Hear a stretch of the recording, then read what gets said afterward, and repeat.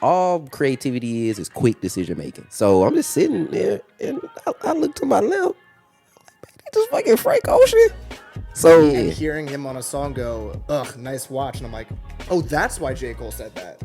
that's the formula the right MC hasn't figured out yet. Like, how do you make those jams that saying something?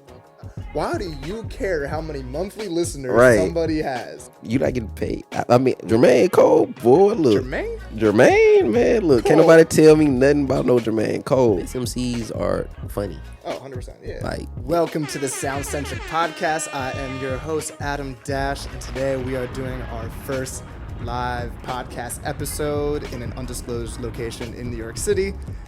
So sorry for the lack of decorations, but for the first episode in New York, there's no one I would rather be joined by than one of my favorite episodes in the past, Baton Rouge's own Quadry. Welcome to the platform. What's up? What's up, Adam? What's up? How you doing?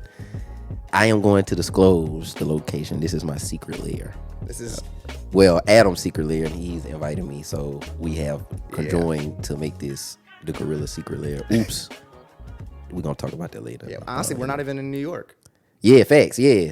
We on Mars. This is like those spots in the ocean where it's like no country has exactly facts. Yeah, over yeah. that spot. The Bermuda Triangle. That's that's what we at. So we were just talking about this off camera, but you had an incredible album come out last year. Yes, I did. Ask A Magnolia. Yeah. And now we have the new series coming out of Magnolia, the complete series. Yes. So I feel like a lot of times artists are always making great music. And sometimes when you wait too long to drop an album, you might be like over the new music because you make new music that's better and better. In this case, you had songs that didn't make the original album that you still felt the desire, I want to put these out. I feel like some artists don't usually do that. What was the motivation that like, I need to get these out? So Ask A Magnolia, I wrote it, I edited to stick along to a main arc. And the complete series songs, those were kind of the songs that bridged in the arc, like songs that probably would have made the runtime of the whole album a little bit too long for my liking. Yeah. But they still are a part of the story. So yeah, I just wanted to give people this another point of view on Ask A Magnolia, kind of, behind the scenes, deleted scenes. And I fashioned it like a late night television series, Ask A Magnolia itself, calling it, like episodes in season 1 and things of that nature. So I was just carrying on with that theme and aesthetic, and it just worked out in my favor. People gravitated to the music, gravitated to the artwork. Shout out to John Boyega. I hope I'm saying his name right. Gave an incredible artwork. Shout out to Eddie Jean Joseph, who made the original Ask A Magnolia artwork as well. And those guys really, because in the internet now, you don't hear the music, you see the cover art of the video. So, just having those two guys in my corner making something really dope for people to even like want to listen to the music, that just made it more special. So, yeah, not too much thought into it, bro. Had these songs, I was like, okay, let me arrange them to where if I put it at, let's say, it was a deluxe, quote unquote. If I just put all these songs at the end of Ask A Magnolia, would it feel right? Would it make sense? And, would it kind of explain the story of Ask A Magnolia a little bit better than just listening to the, main art? Yeah. You touched on two things there that I think come together with the phrase of you're competing for people's boredom, and you touched on the importance of album art and the shorter runtime of the music. Two things that I care deeply about. First, it's easy to say why the album art matters because you're competing for the attention, and something like Brian Sizuk clearly did the whole thread on you. He's like, this shit popped out to me. Right. And to the shorter runtime, I don't know if it's just like my own consumption habits. I'm sure people relate. I always have hated long albums. If J. Cole right now dropped a 30-song album, he's my favorite artist ever, I'd be like, 30? That's a lot. And obviously there's a middle ground, but I've always preferred the shorter. Maybe it's since Daytona dropped and Ye and all those 7-song albums dropping. Are you someone, what's your preferred album length if your favorite artist were to drop an album? 10 to 12. I mean, that's preferred, but there are certain people and certain artists that 17 I don't mind. 15, I don't mind, but that's a small class. Yeah. And also too, like, it depends on the timing of the artist's career. Like, if Agreed. Yeah, I know what you mean. yeah, and like also the lore behind it. Like, I don't want to mention too many other artists, but what's the guy name? Until Japan, he just dropped this Yeah, I know project. you're talking about. Yeah. It's like 17 songs on there, right? So if it's gonna be a project, kind of like a landmark or a definitive statement in the artist's career, like I think it deserves like a longer runtime. But don't let it be boring. Like, bro, like if you 17, you better have something to say. Yeah. Yeah, Also, you better be able to bend your voice in a certain way or do different things with your voice. I can't hear 17 songs with the same flow. I need some singing. I need. yeah, facts. That too, and because I think of albums like Well, like even on your album, like you'll have a high pitched voice. You'll do different vocal inflections. So even if there aren't as many features on your album, your voice acted as a feature. okay, that's a whole nother thing. See, Yeah. because I just want to give the listener, and it's not something I've always done. Yeah. This kind of is new to Ask A Magnolia, and like the music going forward, I kind of like to double down on it. But I just what is it? I just always wanted to give the listener, like a story. Okay, how I liken it to like painting. Some rappers only work with 3 colors, like a Gucci Mane. Some rappers work with 10, 12 colors, like a Nas. And they can, have like different shades of it and make you see different things and put you in like different situations. So that's just what I want to do. Just, the high pitch kind of gives the feeling of anxiety. Yeah. Well, it's really a tool to be able to use it Yeah. and also not use it in like a cringy way. Yeah, Like, yeah, there's yeah. ways to use it where you're like, Yeah. doesn't work for every artist. Huh? No, Doesn't work for every artist to yeah, do that stuff. yeah, and bro, all this stuff boils down to taste.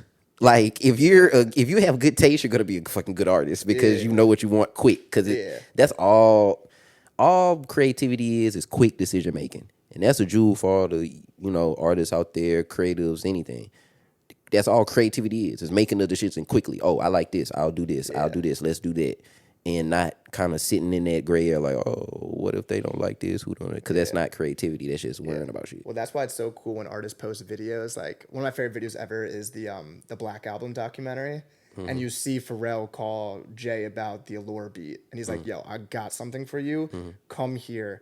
And like in the documentary, you see Jay surf through a bunch of beats, and there's some good beats, but he knows what he's looking for. Exactly. And it's like he hears the dirt off your shoulders beat, and he's like, Exactly. got it. Exactly. It didn't take him long to know that's going on my album. And it's cool to actually see that thought process going. Or like the classic Rick Rubin line is like, "Oh, I don't know any skill," but then you see him during the making of 99 Problems. He's like, "What if we take the acapella? What if we make it acapella in the first part?" And like he knows, and his line is, "I'm confident in my taste." Right. Yeah. Which is what I kind of think what you're saying is that a real creative, a good creative, Well, is confident. That ain't real. Just being comfortable, because some people get it before others. Like some people get it young, Nas and Earl. Some people get it later, like Rock and Griselda. Like, but the one it's gonna always be in you. Yeah. Like if it's gonna rise somewhere. So And I've seen videos about like hip hop isn't a genre of stealing, but stealing is a bad word. I think obviously sample wise, like it's always been showing respect and love, and something you've done throughout your albums is interpolating lyrics.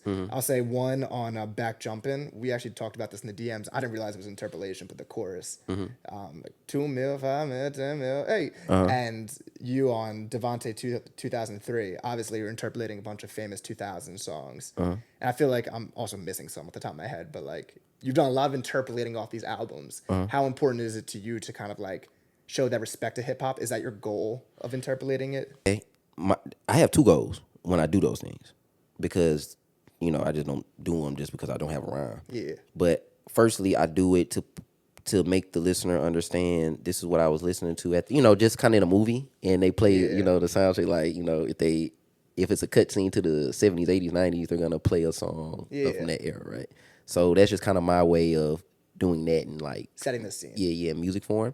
And the second part is because Earl said this on the Rolling Stone joint, like. It's up to our generation to kind of pass certain things down.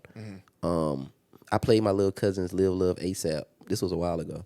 I played them Live Love ASAP, and they were like, "What the fuck is this? Turn this old ass shit off." And I Which is was insane. insane, bro. And it's like, nah, fuck that. I'm gonna make y'all listen to this because it's like, you know, y'all need to hear this.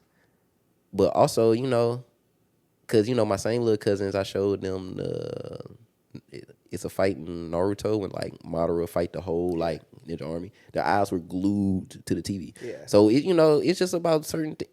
You have to just give them everything, and they can pick and choose what they like and what they want. Because I thought about that for, like, parenting. Like, you want your kid to love what you like, but you can't force it too hard on them. Nah, just put it out there. Put it out there. Like, my dad made me watch, like, classic movies, like certain ones that developed my humor because, like, it didn't land. Or once he knew I started liking hip hop, he's like, let me show you Run DMC because that's what, like, he was into when he was growing up. Right. So I don't know if I would have a basis for Beastie Boys or Run DMC without my dad showing it to me.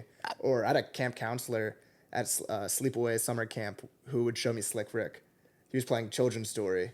And I don't know if I would ever found Slick Rick. You wouldn't have. How would you? Unless he put me on to Slick Rick. And I was at an age, I was 13. I was like, this is so cool that he's doing different voices and, like, storytelling. Yeah, I'm trying to think, how would you, though? Because they wasn't playing them, like, in cartoons and, like, movies and stuff. So it's like, yeah, stuff like that is very important, especially for a genre made by people just in the American context. Like, you know, like, it's, you know, they like to erase certain things. So it's like, you know, people have to know why, you know, like, I'm looking at all these people, you know, on the back of your book. People have to know why Eazy was important. Yeah. You know, not just on some, like, because he was popular at the time, just for what him and his group did for music in general. Yeah, and like, you don't need to love them. No, not at all. People think, like, bro, I just don't like that 80s rap. And, like, that's fine, but you should understand what Rakim did. Yeah, exactly. Just, you know, like, on the basis level, like, because 10 times out of 10, there's something that you love about this genre that a line straight back to Rakim, like, you can draw a chalk line straight back to Rakim. So it's like, you know. And that's why Kendrick said, I give half my profits to Rakim. Yeah. That was cool, because people who are young might be like, who's he giving half his profits to? Kendrick said he'll crash out on Melly Mel, man. Cuz gotta be stopped. But Happy 51st to hip hop. Yeah, 51st. But yeah, man, shout out to, you know, because it's, not every old person's a good person. yeah, but, you know, Kendrick understands, like, you know, man, Rakim should have 100 Grammys. You see what I'm saying? Like, you know, like, and, you know, not to take away from anything that Kendrick has done as an artist and MC, like, he's fucking amazing, like, once in a generation, right? But it's like, I felt when they gave him the Pulitzer, like, that's just kind of, that's an award for all of hip hop's great writing. Yeah. Like, you know, he was just there at that time in the moment with the great album to receive it. And, you know, shit, that's shit for Illmatic. That's a shit for Chronic. That's a shit for, you know, Wu-Tang. That's shit.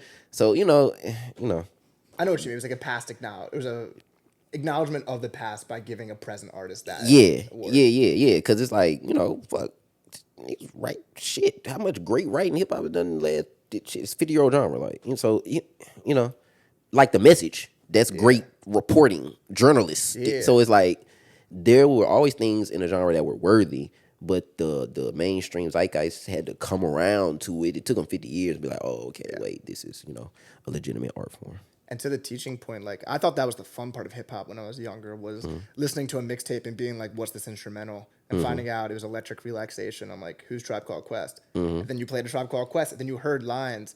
Even if, like, I got into Jay-Z late, like, later, because obviously I wasn't around when he was popping. Yeah. And hearing him on a song go, ugh, nice watch. And I'm like, oh, that's why J. Cole said that. Like, I didn't realize J. Cole was interpolating someone. Yeah. And Facts. that was cool. It's like, you're finding puzzles that you're like, oh, that's why that artist said that. That wasn't their own line. That was shouting out a past artist. And I think that's the fun part of hip hop, instead of looking at it as like just using a line for the sake of using a line. Yeah, it's, you know, it should always mean something, you know, just like, you know, Jay, you know, because Jay, he does it a lot. He does with Biggie. Yeah, I say a big line. I'm only bigging up my brother. I'm big enough to do it. I'm that thorough. Plus, I know my own flow is foolish. So, you know, that's my whole thing.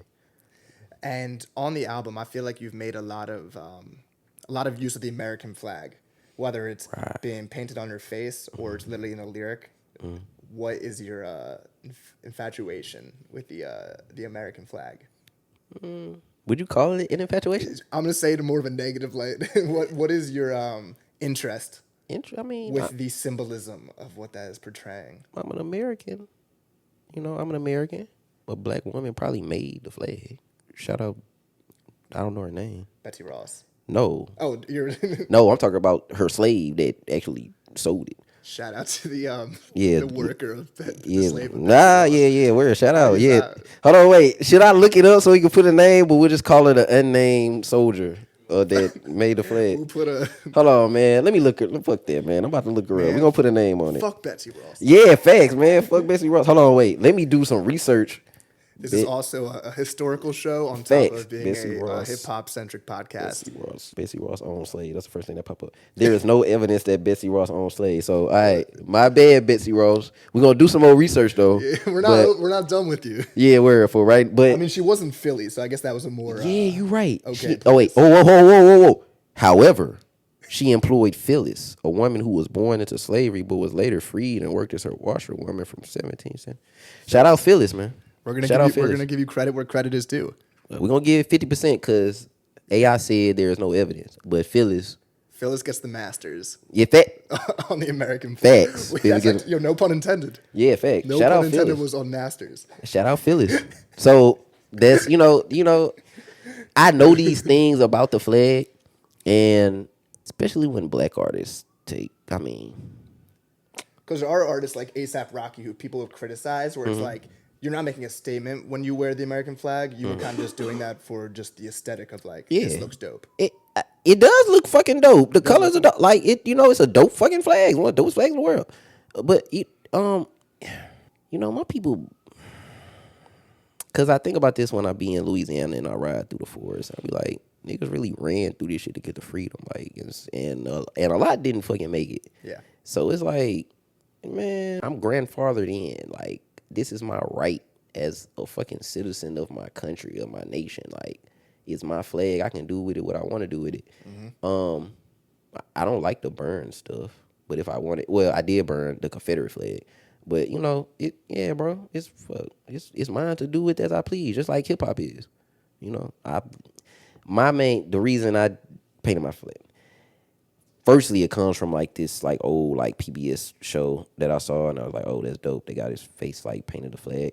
But when I saw that, I was like, that's real. Like niggas really like we nothing else but American everywhere I fucking go. They get Southern, but Yeah. if I was to go to Europe, they'll know I'm a fucking American by the way I walk.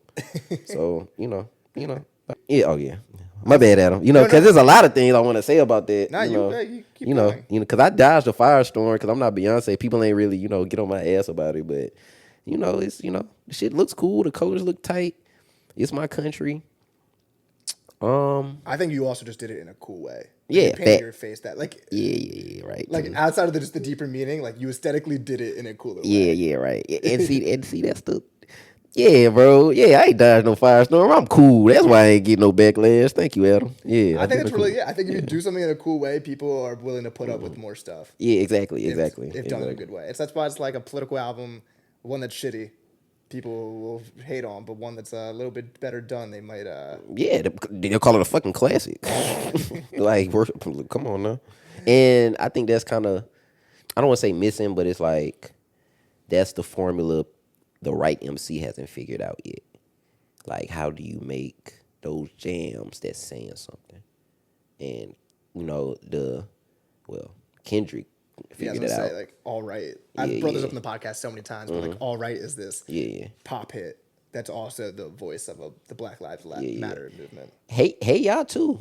Well, we talked about that last time too. Like, it's certain, certain MCs have mastered that. Like Lauryn Hill. Y'all don't hear me. You just want to dance. Yeah, so it's like, I feel with my generation of MCs, the Joey Badasses, the Vince Staples, the Chance the Rappers, the Mick Jenkinses, my class of MCs, like, we ain't figured that out yet. And, like, that's why we ain't really, like, it's other litanies of reasons as well, but that's one of the reasons. Like, but whoever figures it out You're first. wrong.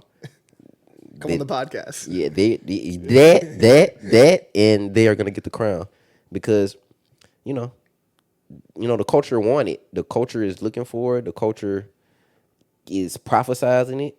You know, shout out Doechii too. She hard. Oh, she's great. Yeah. Well, I Doechie's think amazing. I don't want to recycle conversations I've had on the podcast, but I've said before that like a lot of rappers will talk about a subject, but not a lot of them have a thing to actually say about that. You know, like every rapper could touch on the political state of the world, but not every of them actually like have a thing to articulate about it that they actually care about deeply.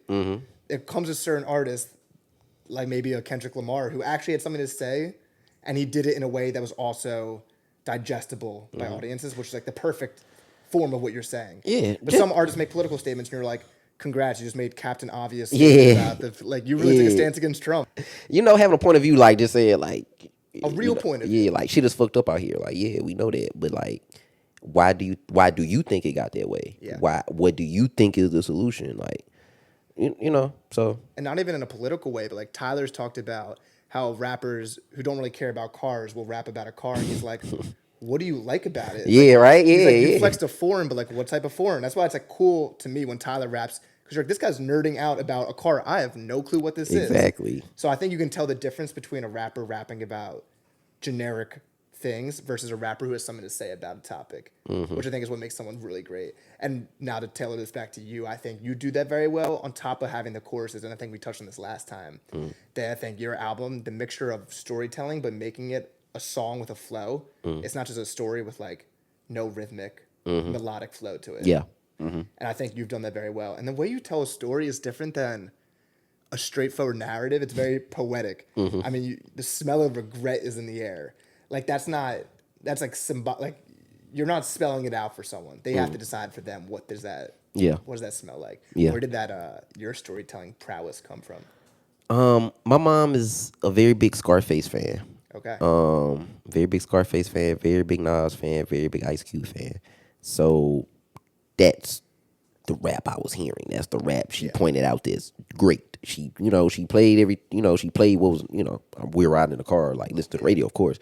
But the stuff that she pointed out be like, yo, this is dope. Yo, like Lauryn Hill, like, like, yo, this is dope. Yo, this is dope. So that's what I considered great rapping, and I wanted to be a great rapper, so that's what I did. But how the style came about, just me being a kid, like only child. I didn't have brothers and sisters, so I had a TV all to myself. Yeah. So I could just watch, like whatever I wanted, and I could develop my taste unhindered. So yeah, man, that's, and also too, like I think a lot of artists don't.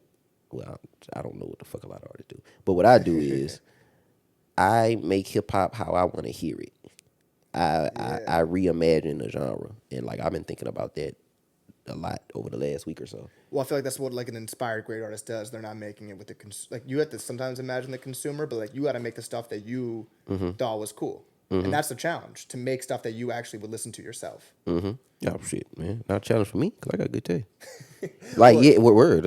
I'll say in my world, like there was times where I would do podcast episodes where I'm like, would I have watched that as a YouTube consumer? And I got to a point where I was like, I need to change direction here of how I'm situating episodes. And I think that sometimes artists need to be honest with themselves. Like, if I saw the video I just put up on the timeline, would I have stopped by and watched that? Well, okay. Oh, maybe my 3-second hook wasn't good enough.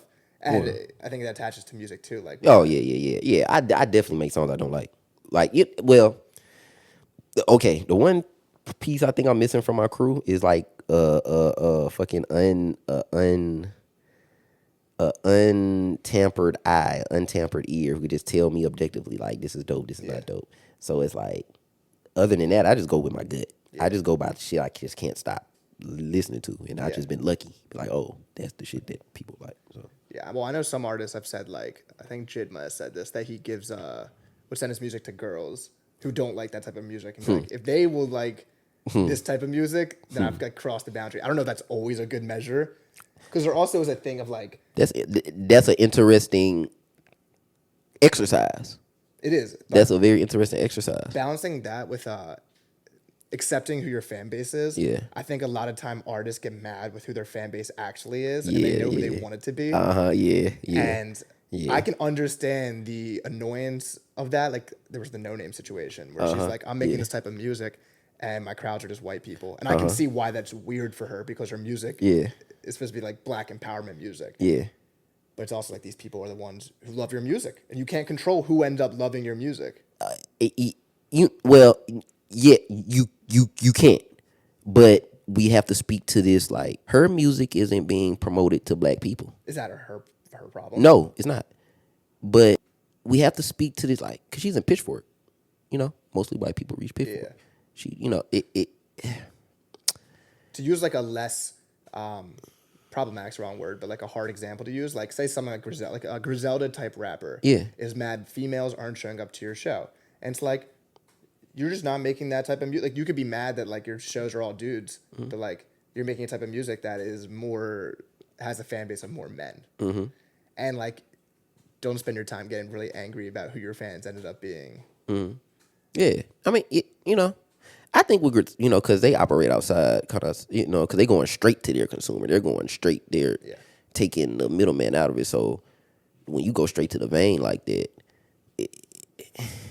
the fiends gonna be the fiends. Like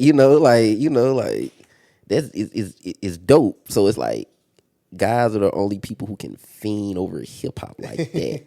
Like some girls can, but that's not.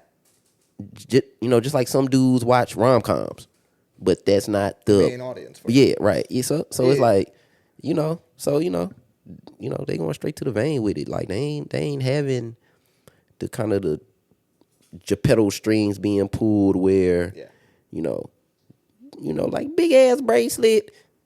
Girls, you see what I'm saying? They have songs for that, but they going straight to the vein. Yeah. You know, that's their method of delivery. And sometimes to go back to JID, sometimes you just get lucky with a surround sound. Yeah, And yeah. people start twerking to your music that was just to me was like exercise music, the music I worked out to. And they were exercising. They were exercising. These girls were exercising. And shout out to Jid, man, because he's one guy that I feel like gets a lot of the whippings of our generation because he's a guy him and Joey a little bit, but they get they ain't got no hit. Like they need a hit. They need this to get to that next level. He got surround sound. It was a hit. Yeah. And so I don't know. And I'm not sure what his own artistic goals are, but like he's selling out world tours. So like, would you rather the career of the artist who has mad streams with hit songs but can't sell a show? Yeah. It's like the true 1,000 fans versus like the whole conglomerate of a hit song who doesn't actually come to your show to see it. Yeah, man. Like like they changed the goalposts with certain guys. Like and that's one thing that we have to kind of because this is a sport, and just like how Stephen A. and Skip Bayless influenced the narrative of certain players. Yeah. Certain. Oh, it's the same thing. Certain pundits influence the narratives of certain artists. It's like we're all tweeting like, why does anyone care about numbers? Who actually cares about? Why do you care how many monthly listeners somebody has? You not getting paid. I mean, well, I don't know. I personally have always thought it's cool to find someone who doesn't have a lot of streams, and I'm like, yo, I found this like unhidden gem. But sometimes people see a song has 1,000 plays and they're like, must suck. Like, why the hell do you care what Pusha T sold first week? Yeah, he sold less than Drake. No shit. Like he's not meant to sell more than Drake. Yeah. Yeah, that's just how it came but about. It's sport, yeah. It's tribalism. How many rings does someone get? Yep. How many rings? Yep. And this shit is subjective. So when something is subjective, you're gonna obviously gravitate to the objective things. That's the big differentiator between sports. Sports is a winner and a loser. Yeah, facts. Yeah. Music, there's no winner. Right. Like each person has a winner. To their mind. Yeah, like you can see somebody getting dunked on, and it's like, oh, he just dunked on him. Yeah. But in like a diss battle beef, a lot of synonyms. Like somebody could say not Family Matters was better than not. Somebody could argue that, and like you got to listen to their argument, and it's like no, like you can't pull a tape up and be like, no, like nah, you like that better, okay? That beef's hilarious, especially like I'm so happy it actually happened. Bro, it's the longest blue ball in all of hip hop. Like the longest. I'm so glad they busted a nut on that. Cause it's like I was like, oh, you know. I can't believe they actually did it. What I think is funny. No. Kendrick just did it. Yeah. Drake wanted to. Drake is what? Kendrick had a beef. Drake just got slapped. People will still bring like Cole into it. I was under the impression that J. Cole fans and Kendrick fans were the exact same people. No. I didn't realize they were different people. I'm a fan of both. Yeah. I didn't know we were hating on both. Yeah, I mean, they kind of broke when Kendrick dropped Good Kid, Mad City. Like that's when the people, you know, that's when I feel certain like people who are a fan of Kendrick are a fan of Cole and vice versa. Not necessarily, because I'm one of them people that J. Cole was my favorite rapper. Good. Okay, I thought we were about to say something that we don't want to say in the show. What? Although I thought you were saying you're not a Cole fan. Although we do. Man, Cole, Big Steppers poster behind us. Cole. I'm not a Cole fan. I'm such a Cole fan. I get mad at Cole when I look. Jermaine Cole, boy, look. Jermaine, man, look. Cole. Can't nobody tell me nothing about no Jermaine Cole. But, you know, the proof is in the goddamn pudding. Yeah, I mean, you know, that's all I'm going to say. You know, the proof is in the pudding. So I want to, you had a funny tweet. We kind of were already talking about this, but you said, we got to start making motherfuckers get a license to rap. Like, if you ain't born into this shit, you got to renew your card every 3 years. What inspired the anger of that tweet? Unless there's just a smile as that was being typed. Anger? Nah, no anger at all. Yeah, like, actually, I was busting out laughing because I probably saw something. I'm like, yeah, man, come on, man, we need to get a license, bro. If you don't love this shit, you don't need to be in it. Then people done got into it because it made a lot of money and they don't love it. Like, you know, you don't love it. Black or white. Fuck. Like, you know, that's something. And born into this shit, okay.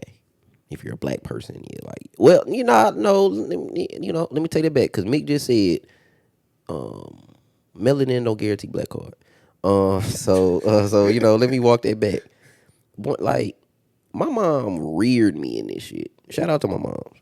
She showed me everything. So it's like, you know, a certain upbringing, bro. Certain, you know, and you know, also too, like you just love it. Like you just love it, and you still might have to get a license. But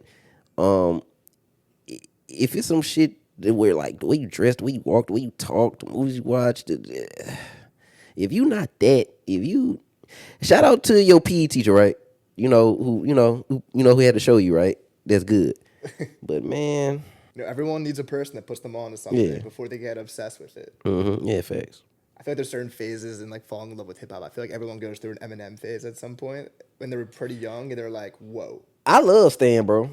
Stan's a great song. I love Stan, and I went through an Eminem phase as well. I think everyone at some point, usually when they're younger, we're like, "How is he saying these things?" And it's all rhyming and like continuing a story that's insane. Oh.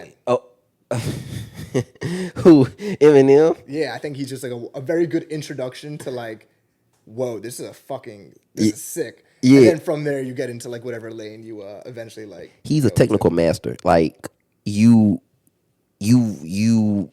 appreciate technical skill when you encounter Eminem. It's just the sheer mind blow. Like, whoa, you can rhyme that many words. You see what I'm saying? Like it's just mind blowing. Underrated to our point before about like how these artists today are like you have to be able to merge like a good chorus and like good melodies. Young Eminem was a hit maker. FX made very good choruses, which I think is underrated. Hi, my name is. Yeah. But Dre too. Dre was there. See, he's like the Phyllis. The Betsy Ross and Phyllis, same thing. It pops up throughout pop culture. I'm telling you, bro. Behind every Betsy Ross, there is a Phyllis. Yeah, probably. Yeah, facts. Yeah, behind every Eminem, there's someone behind this wall feeding me questions. It's not even me. Yo, Phyllis back there. Yeah, but yeah. Eminem's amazing, man. Eminem's amazing, but he's no trick daddy. No trick daddy. Yeah, Eminem is no trick daddy. That's like I was watching a video today. Someone was who was it? Some guy went on the Manager Playbook podcast and was saying that he was comparing Jay-Z's fame to Bow Wow, and to me I was like, why Bow Wow? So to me like Trick Daddy. Why Trick Daddy? Oh, I just meant like Trick Daddy is a cultural staple in a certain part of the country. Okay, well, D Eminem also is too. He's like yeah, Detroit, but I feel Eminem is more of like a pop star, yeah, and Trick Daddy is more of like a folk hero, and hip hop is a folk genre. So it's like I feel like I see. Yeah, I feel like I love Eminem and I love what he did for hip hop. He's a master MC, but that's just my thing. He had to get his license. for sure. Trick Daddy Yeah. was born with his. Well, to your folk point, not to fucking harper on Eminem, but I guess his folk was like to a lot of people who grew up in like trailer parks, and they're like, oh, someone's finally rapping about like this upbringing that I haven't heard, that I experienced, and or for some people was like, oh, that's what it's like to grow up poor in the not suburbs, the city of Detroit. Uh-huh. So I think he had some folk to him, but I do get your point. He became a superstar, not a different type of star than the average hip hop artist. Yeah. Right time, right place, right producer, right skin. Yeah. Well, there's like, yeah. Well, he talks about it. He's like, Yeah. if my eyes weren't blue, like, would I be this big? No. Man, No. He was always very conscious of that. Yeah. He was a handsome dude. Yeah. Blue eye, blunt. Come on, though, bro. Man, Dr. Dre knew what he was doing. Just because it worked. Just like with Eazy-E. It's the same thing. America hadn't seen niggas with Jerry curls with like automatic weapons saying fuck the police. There was no precedent for it. Yeah. Eminem, there was no precedent for it. I mean, Vanilla Ice, but no, this nigga nice. So there's no precedent for a nice white MC. And he came off as authentically cool. Another important thing. Coming off authentically cool. He was hip hop. He got his license. He got his license. So, yeah, that's important. So you also, there was a couple months ago, there's a big thing going around of like, what was your favorite celebrity encounter? And you told a story about Frank Ocean, a man who was hidden under a rock. Yeah, shout out who, Frank Ocean. Ironically gave you advice about performing, which is something he does not seem to enjoy doing. Can we get a little story time about meeting Frank Ocean? Oh, all right, man. Yeah, man. That was a dope night. So we used to go out to California a lot. My guy, Brock Corson, used to fly me out to make music. And I would just be in the circle of his friends, which was, a lot of the major artists of that time period, the Travis Scotts, the Kendrick Lamars, the Cardo Gawain. So it's like, those are the people that, I don't want to say it was around every day, but I had access to them. I could talk to them if I wanted to. 2 out of those 3 people. But Travis, I saw him one time. But that story, right? So Frank is very cool with another friend of mine named Tremaine, who's the founder of Denim Tears. And Tremaine and our other friend, A-Side, they were doing like a DJ set. And Brock wanted me to rap for their set, do a couple songs. So it was in like the opening of Milk Studios warehouse in LA. So I don't know, it's like a camera rental type thing, but it was like a warehouse. So it's dark as hell in there, mad models. I'm following this pretty ass girl around and shit. As one does. Yeah, so it's like, that's what my mind was.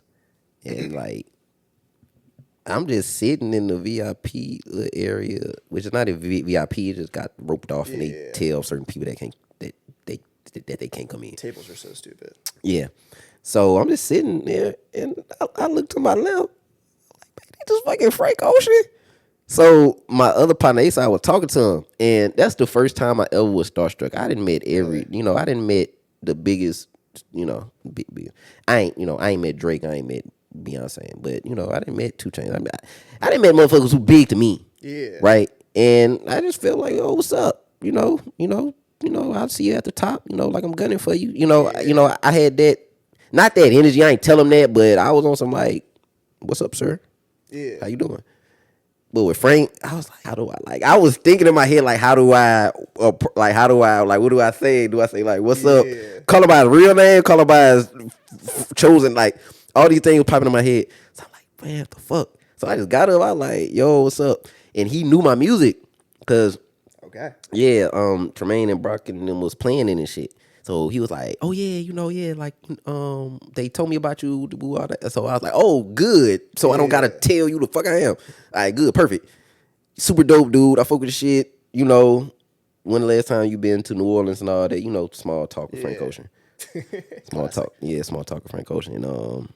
And then I asked him, I was like, "Yo, I'm about to perform, bro. Like, you got any advice?" He was like, "Yeah, He's like, man." don't do that shit. He's like, What? yo, hide. All right, nah. He was like, "Man, just fuck everybody in here, bro. Like, just fuck everybody. Like, fuck everybody that's looking. Fuck me, because by that time I expressed to him how big of a fan I was. He was like, because that's basically like Michael Jackson watching you. Where like, Yeah. man, yeah, fuck me. Just don't even care that I'm in the crowd, bro. Just have fun, do you?" So I'm like, that's some Frank Ocean ass shit to tell a nigga. He was like, like he got the joke. Like he knows. He knows he's a meme. Even back then, because this was like 2017. Yeah. So it's like he's highly aware that he's a Mysterious figure. yes, yeah. So I was like, yeah, bro, that's some Frank Ocean shit to say. And like he didn't come off like, huh? Like, what you mean some Frank Ocean? He was like, oh yeah. He knows he's he knows he's a product. He's an internet thing. Yeah. He's and that's why he hides, bro, because he's a human he's a nigga from New Orleans at the end of the day. And people don't he lost his fucking brother, and also he had to leave his city. He was from Katrina. So he's like people don't I didn't realize he's from the nigga's last name is Bro. Breaux. They only spell that like that in Louisiana. I know. That's a good point. So people got to understand the type of shit he had to go through. Yeah. So, and then he had legal Tyler and all that crazy ass shit. Yeah. So come on, man. Give him some time. He's really gave us enough. Yeah. He's gave us enough. Yeah. So if you don't want to drop anything else, I'm cool with that. But if he does, have at it. My non-compassionate hot take. I feel like if you're the best ever at something, this is like not a real take, but it's kind of a real take. Like, come on, make the music. Like Tom Brady knew I'm the best quarterback ever. Let me ride this out till I'm 45. I think LeBron's doing the same thing. He's like, I'm the GOAT. I need to keep going until the wheels fall off. So this guy's like one of the best R&B artists ever. Yeah, I mean, don't you wanna? But I guess he doesn't want to do it. End off on top, man. I mean, everybody trying to sound like him. Your favorite first listen to was one of the best first listens to an album ever? Mine blown. So we can do a little Mount Rushmore. It's kind of off the top. You don't have to give 4, honestly, but what are some of your favorite first listens to an album? Good Kid, Mad City, Channel Orange, Weekend Joint. Is it Thursday? I'm a Weekend hater. Weekend hater, but them like them first mixtapes. That's what everyone says. They're like, oh, I like the trilogy Weekend. Yeah, but that's the trilogy is all 3 of those mixtapes. House of Balloons. Okay. I remember the first time I heard that. Acid Rap. I remember the first time I heard that. And that long ass pause and Paranoia, probably like, what the hell is going on? Right. But when he explained it, like on some acid shit, I was like, oh, word, that's hard. And when I took acid, I tried to. He was lying. Like it's a good excuse to right, like fucked up the editing of the album. Yeah, like somebody just made a mistake and like uploaded like that, and then like everybody just kind of, they grew to like it. Yeah. But I don't fucking do what he said on acid. Some shit he said like on acid it make it. I don't know. Long ass pause. Like when I heard it, I thought my phone was broke, and that's why I remember it. That's why everyone's reaction to that. So that's my Mount Rushmore. Yeah. Honestly, 2 of mine came the same night. I thought on our first listen, Astroworld. I'm not even that big of like a Travis fan. Yeah. I thought I think that was the first album to do no shown features when it dropped. Oh yeah, you're right. And I thought just the reaction, I was like with a bunch of friends, and like you hear Sicko Mode, and you forget like now it's a meme Sicko Mode. First time you heard it, it was 3 beat changes, and you're like, wait, what? Did you just turn the song off? Like, what happened to the Drake song? And then like it just kept going, and I thought that was such a cool first listen because you didn't know whose voice was gonna pop up next. And right after I listened to Astroworld, I listened to Swimming by Mac Miller. This poster behind me. Wow, that is a crazy Same night. That dropped on the same night. Shout out Mac Miller, bro. So that one definitely in my top. Damn, that's crazy. Trying to think what else I have at the top. I feel like, although To Pimp a Butterfly had to grow on me, I feel like on first listen and you hear that first song come on, and you're like, this psychedelic music's playing. You're like, what the fuck is going on here? Yeah, damn, damn that. I do remember when I first heard that with Good Kid, Mad City, Take the K from me. I do remember when I first heard that though. Favorite one, Revenge of the Dreamers. Revenge of the Dreamers, because the documentary came out first. Oh yeah, so you had an idea like what songs you were hoping made it. 1990. But then you hear Kendrick's voice in the first song in the chorus, but he wasn't featured. I'm trying to make some money. Oh yeah, he sure. That's so funny. That is right. Yeah, and as just a Dreamville stan, that was I thought they rolled that out perfectly with like the invitations they post on social media into the documentary. Oh yeah. That Nah, that was a stroke of genius. That was a fucking stroke of genius because people still kind of they do that shit still like that commute. Yeah, well, bro. I've seen like independent artists do that where they post who they have in the studio, and you're like, oh shit, what's the song with Chris Patrick gonna be? Yeah. Like, he's on the album. Yeah, that was a fucking stroke of genius, bro. Yeah. Just thinking about that. Well, we could probably go on tangents for forever. Yeah. But I want to give you a spot to shout out anything that's coming, what's out already, where the people can find you. Man, that's why I'm here in New York. I'm a domestic terrorist. I'm working on my manifesto. We have a Marxist behind the camera. Yeah, nah, bro, not no Marxist shit. I'm like fucking Huey Freeman, man. Like, Israel, Black Israel. Call me Izzy if you want. Yeah, is that your book, The Warmth of Other Suns? Yes. Okay, bet, say less. Yeah, I'm gonna look at that. Yeah, I'm gonna look at it when I get back. But yeah, that's what I'm here to do, man. I'm here to work on season 2, the follow up to Ask A Magnolia. I can't say nothing's coming soon. Not this, huh? What? Oh, Izzy, hold on, wait, what you said? I was saying Free Palestine. Yes, Free Palestine. That's coming soon. That might come sooner than the album. But, I'm just out here trying to make a lot of music. It's Fashion Week, trying to rub shoulders, shake hands, kiss babies. Go and get some oxtail. Hey, you know where to get some oxtails from? Say less. Weed and oxtail, ounce and oxtail. That's all I need. Then I'm back on the road. But yeah, man, just kicking it with, people like you, Adam. People who've I've been, because I feel like I'm an internet myth type shit. Like people have an idea of me, but they don't really know me, ain't really seen me in the flesh. So, that's just my whole goal, just being out in the flesh, running around. This is a funny man. That's all you gotta know. Hey, man, I try to be, sidebar, the best MCs are funny. Oh, 100%, yeah. Like, they're, because that's how I count if a rapper is good. I agree. Like the 16 bars, how many times do I choke? Well, I think wordplay is naturally funny. Yeah, but I think bars are funny. Like Lil Wayne is a funny, punchline rapping is funny. Yes. But further than that, like, just funny. Like, the way people use their voice, what they say, like Freddie Gibbs is funny as fuck. Freddie like, very funny. Freddie loves like referencing like current event things. Like you're like, oh, you were on Twitter. Yeah. That day, like I know you saw that meme. Like he said, hoes get fucked and sent home early, just like the Clippers. Like that happened the day before. Yeah, like, I got a Clippers line. He funny, bro. Like funny, but yeah, man, that's what I'm. I'll say, chop wood, carry water. To that, I think my humor, aside from hip hop, is connected. Like I love The Office, and The Office is very like play on words humor, and right? Yeah. Words, which I think somehow dry connects. humor. Yeah. Well, if you made it to the end of the podcast, the first one hailing from our secret location in New York City, I am Adam Dash, DASH_ on social media, SoundCentric Music on Instagram, Twitter, TikTok, YouTube, weekly newsletter. I'm gonna start doing it again because I've been bad with it. And this has been Young Quad, aka the Purple Knight, aka the Sundance Kid, aka Aloysius S. Cornelius, aka the Baton Rouge Chitlin Pimp. Don't say Gesundheit around him. He'll smack you. Exactly. If you're white or German. Because that's a true story. Like, that actually happened.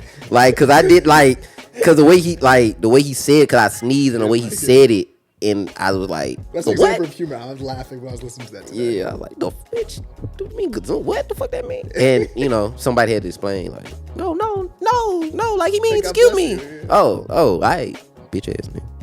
So. And we will see you next time. All right.